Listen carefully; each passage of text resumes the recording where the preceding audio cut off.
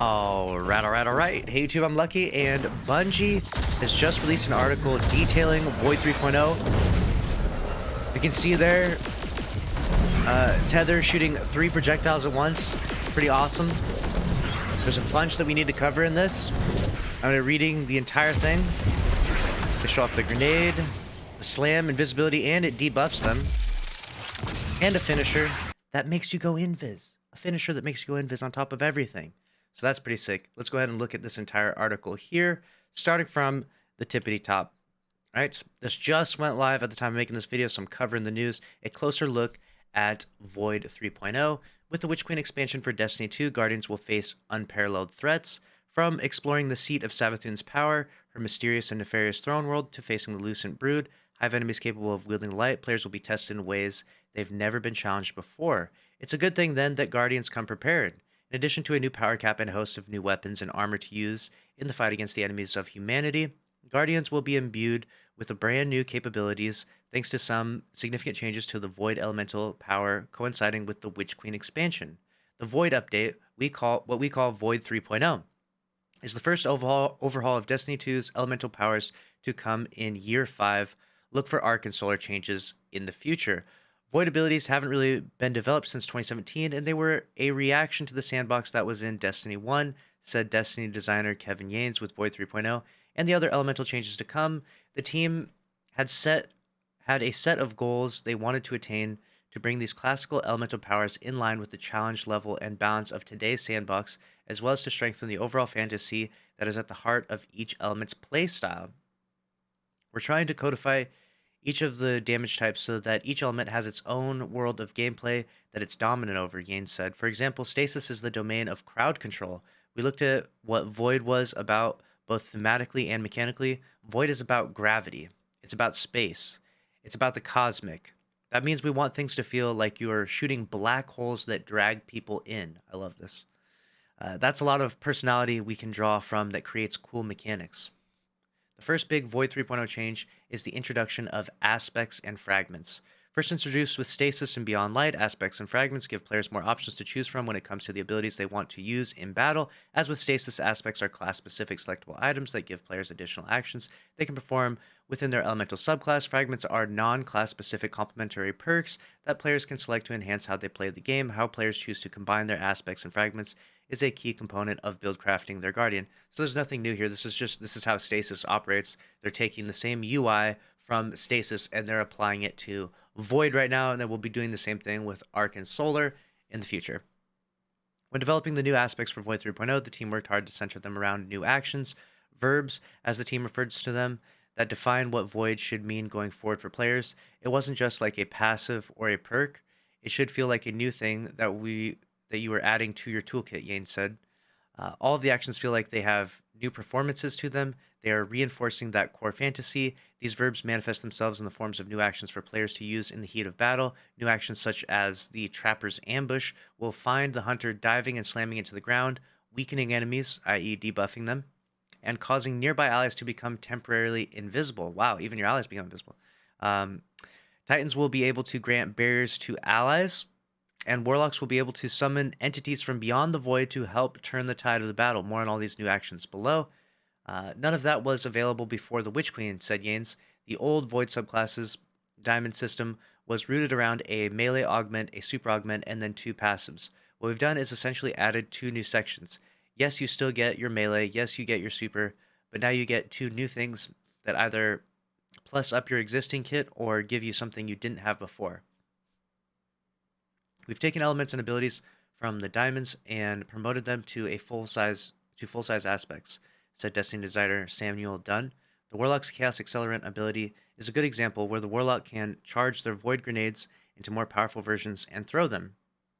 While that's something that's existed before, we believe that the performance and the identity of that ability is strong and feels like a unique ability, enough to stand on its own as an aspect.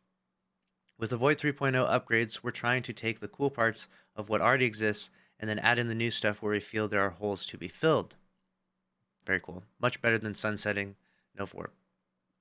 Before we take a deeper look at each class's implementation of Void 3.0, let's align on some terminology. Some Void attacks apply one or more of 6 buffs slash debuffs that confer a tactical advantage to the Guardian.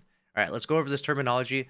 Most of this stuff is familiar to you all. However, I do think that understanding this terminology is really important when reading, through articles and stuff like this. So you've got suppressing abilities, which is the target is taken out of any active ability when suppressed. While suppressed, the target cannot activate any abilities or movement modes. Combatants are disoriented. Weaken, the target takes increased damage, has slowed movement, and is disoriented. So they're debuffed is what they mean by weakening, or taking increased damage rather. Volatile, the target will explode in a void detonation upon taking additional damage. If the target dies before Volatile has taken enough damage to detonate, the detonation happens anyway. Invisibility, the player vanishes from sight and does not appear on radar. Overshield, the player gains a protective barrier that immediately stacks on top of their existing health and shields and intercepts incoming damage. Overshield reduces the damage taken from PvE combatants. Devour, the player is immediately restored to full health upon activating Devour from any source and is granted grenade energy. When the player gets any kill with Devour active, they are restored to full health, granted grenade energy, and their Devour buff timer is extended. Now let's take a class-by-class look at how Guardians will benefit from Void 3.0 changes in Destiny 2. Titan. A Void-enabled Titan is the stalwart shield of a fire team. Whether serving up Ward of Dawn protective bubbles to withstand furious enemy assaults or charging the battlefield, shield in hand, mowing down opponents, one shield toss at a time. Previously, the two supers, Ward of Dawn and Sentinel Shield, were tied to one another from a control standpoint, so that Titans had to use similar input and sit through a chunk of Sentinel Shield activation animation before the ward bubble was created. So now you have fast activation. Let's go ahead and watch this together.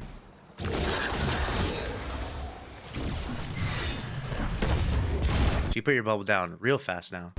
That thing just goes down like almost instantaneous. Boom, bubble down, just like that.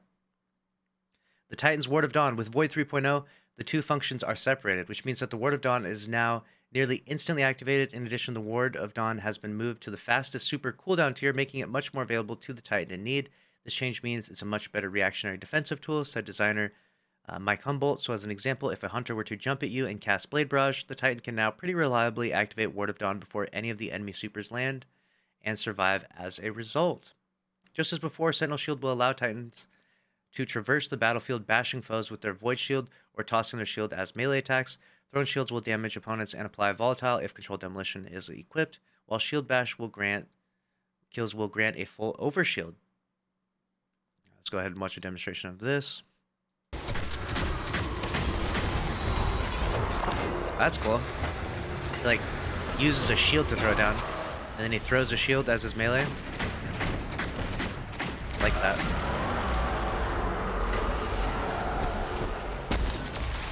Gets the punch, gets the overshield. Basically just showcasing all of the abilities. Interesting. The Titan's offensive bulwark. Hopefully I'm saying that right. There are 3 Titan aspects to choose from with Void 3.0. Controlled Demolition. Hitting a target with a Void ability or volatile detonation will make them volatile. Bastion, which has always been really good for ad clear. Bastion, casting Barricade generates Overshield for yourself and nearby allies. Those bunkering behind the shield will generate Overshield over time and extend the Overshield's duration. That could be really helpful for surviving and game activities. I can see that. Offensive Bulwark. While you have Overshield or are inside the Ward of Dawn, grenades charge significantly faster, and you have increased melee damage. You also gain an additional shield throw for your Sentinel Shield Super. Interesting. So those will be the Titan aspects for Void 3.0. All seem very interesting. I'm excited to see the changes. I like the separation of Sentinel as the roaming super and Bubble. I think that's a good change. Hunter now. The Hunter prioritizes movement and stealth in the heat of battle. Whether it's enjoying a few moments of tactical recalibration in a tense encounter by briefly vanishing after dodging an attack, or setting snares and traps to disorient and slow their opponents, a fight with a Hunter is always a study in agility, surprise, and deadly precision. Hunter Void Deadfall Vanishing Step V1. What's this? It's with the tether. Does the dodge? The dodge looks different now. It looks like a little tippy toe thing. Looks like you had to reload the rocket.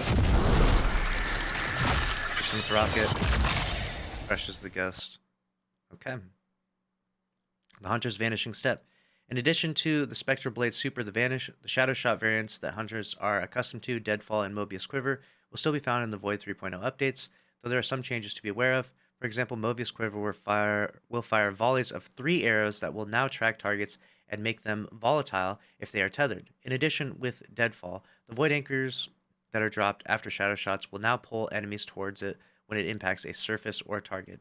The Hunter's Snare Bomb melee ability will now weaken opponents. In PvP, players caught up in a Snare Bomb will have their HUD removed and an obscuring screen effect applied for a short period of time. And this brings us to this clip that I showed you earlier because I thought this was really cool as I read through this article the first time. Love that. See the invisibility. More invisibility. Goes the nade. Invisibility. Oh god, uses the slam, the Shatter Dive invisibility, and the finisher invisibility. Oh my. I see why some people are a bit salty about how PvP is going to be with this. The Hunter's Mobius Quiver, Trapper's Ambush, and Stylus Executioner. Hunters will have 3 aspects to select from with Void 3.0. Trapper's Ambush.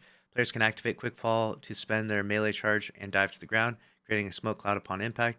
Enemies caught in the cloud are weakened and allies become invisible. In addition, Snare Bombs, upon attaching to surfaces or enemies, cause nearby allies to become invisible. Vanishing Step. Dodging makes the Hunter invisible. Stylish Executioner. Defeating a Void debuffed target, weakened, suppressed, or volatile, grants invisibility and True Sight. While invisible and after a Stylish Execution, your next melee attack weakens enemies. Wow. So, that seems like it's going to be really crazy and really powerful. I'm actually really excited to see that. Moving on to the next one, we got Warlock here for Void 3.0. The infinite mysteries of the universe are the playgrounds of Warlocks. When they aren't nose deep in an ancient text, Warlocks are floating across the battlefield, healing allies and creating havoc among their foes. Void 3.0 fine-tunes these powers, and the Warlock's new aspects will, among other new abilities, summon a brand new type of support from the yawning void of spacetime. The Nova Warp Super lets Warlocks quickly teleport from one spot to the next, and players can choose to let loose with a deadly void eruption. With the Vortex Super enhancement, a player's Nova Bomb will now draw enemies into the singularity it creates, damaging them once inside. Casting a Nova Bomb with the Cataclysm enhancement will cause it to travel across the battlefield and seek out enemies. Detonations will shatter into smaller secret projectiles, and shooting the Nova Bomb will cause it to detonate early. The Warlock's melee Pocket Singularity, which almost feels like an ode to Pocket Infinity, fires an unstable ball of energy that detonates when it nears enemies, although the two aren't really related, but pushing them away from the blast and making them volatile. According to Destiny designer Mike Humboldt, he expects this melee will find particular use in the Crucible. We do a lot of PvP testing, and knocking someone who is trying to shotgun rush you off the map with a Pocket Singularity is always a good time. Warlock's Void Child of the Gods V1. Let's go ahead and watch this clip.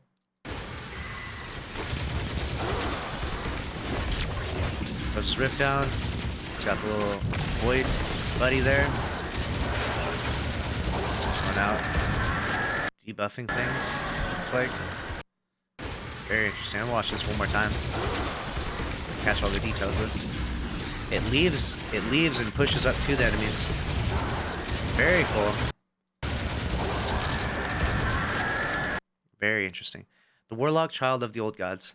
As with Titans and Hunters, Warlocks will have 3 aspects to wield in Void 3.0. Chaos Accelerant. Hold down the grenade button to overcharge your Vortex, Axiom Bolt, Scatter, and Magnetic Grenades. Magnetic Grenades overcharge into handheld Supernova. Feed the Void. Defeat an enemy with a Void ability to activate Devour. Child of the Old Gods. Here we go. Cast your Rift to summon a Void Soul. When you damage an enemy with your weapon, your Void Soul will launch itself towards them and detonate nearby, attaching draining tendrils which deal damage and weaken the target, so debuff them. When your Void Soul deals damage, it restores either melee and grenade energy, if running Healing Rift, or health, if running Empowering Rift, back to you.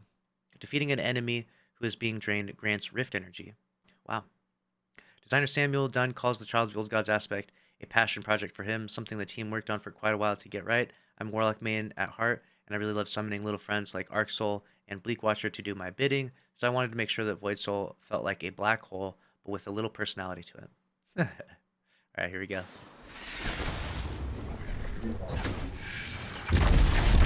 Charging right there. Got it. The Warlock's Chaos Accelerant. To complement the class-specific aspects, Void 3.0 We'll also introduce a number of new fragments which offer new perks to build upon, as well as add bonuses or penalties to your Guardian's intrinsic traits. Here's a look at a few of the new fragments to come. Echo of Expulsion. Void ability kills cause enemies to explode. Intellect bonus. Echo of Provision. Damaging enemies with grenades grants melee energy strength penalty. Echo of Domineering. After suppressing a target, gain greatly increased mobility for a short duration, and your equipped weapon is reloaded from reserves. Discipline bonus. Interesting. Echo of Undermining. Void grenades weaken enemies. Discipline penalty. That would be very powerful. I mean, using your grenade to debuff people as part of your subclass is really, really strong. Another significant change for Void 3.0 is that all subclasses will have access to all Void grenade types in the game. For example, as Hunter, you'll be able to run with Suppressor or Magnetic grenades instead of choosing between just Void Spike, Void Wall, or Vortex. In addition, some grenades will see upgrades. For example, the Lingering Field created by Vortex grenades will now suck enemies into it. Wow. Players who have played Destiny before the Witch Queen expansion will have access to all Void 3.0 aspects and most fragments with the launch of the Witch Queen on February 22nd. Several fragments will be available after the World First Raid completion.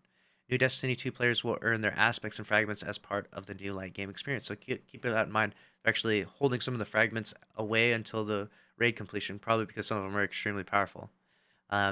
Across all these ability tweaks, new powers, and build crafting options, one theme is clear. The team behind Void 3.0 is focused on giving Guardians the chance to fulfill the fantasy of their chosen class by giving them ample opportunity to do what their class does best. As Dunn puts it, we've built out multiple ways for the player to access and key off their core verbs. For example, Dunn said, the Titan has several ways to earn and extend Overshield in a fight. 1. Use the Bastion aspect to create a barricade to grant Overshield to you and your allies. 2. The Shield Throw melee can grant Overshield, as does the Void Shoulder Charge. With Overshield, the Titan also gets increased grenade energy, recharge, and melee damage. As a result of these new buildcraft options, players can double and even triple dip into these verbs, like Overshield for Titans or Invisibility for Hunters. As Dunn sums it up, it means you can do things that your class is supposed to do all the time. Void 3.0 arrives to coincide with the launch of the Witch Queen on February 22nd, 2022. Well, there it is. That's the entirety of this article. Let me know your thoughts down below. I am extremely excited for this. I mean, the customizability and the build crafting options are about to be through the roof. They're about to be insane. Some of this stuff will be extremely busted, extremely broken for PvP. You'll see people doing crazy things, I'm sure, going invis all the time. You name it, overshields up the ass all over the place. But we'll see. You know, I mean, I think the Destiny is meant to be first and foremost a PvE game, and then they sort of balance the sandbox out accordingly if necessary. So if some of these things need to get adjusted, like all this crazy invisibility, I think that Bungie will probably do that. But let me know your thoughts. Do you think this is going to make the Crucible absolutely nuts? I think it's going to be a lot of fun in PvE, and I'm excited for the build crafting potential. That's my first impression of this. So let's wrap on this little article, though. Void 3.0, excited for it. Make sure to subscribe with notifications on if you want to stay up to date on all the news in Destiny 2. Smash the like button. See you in the next one. Later.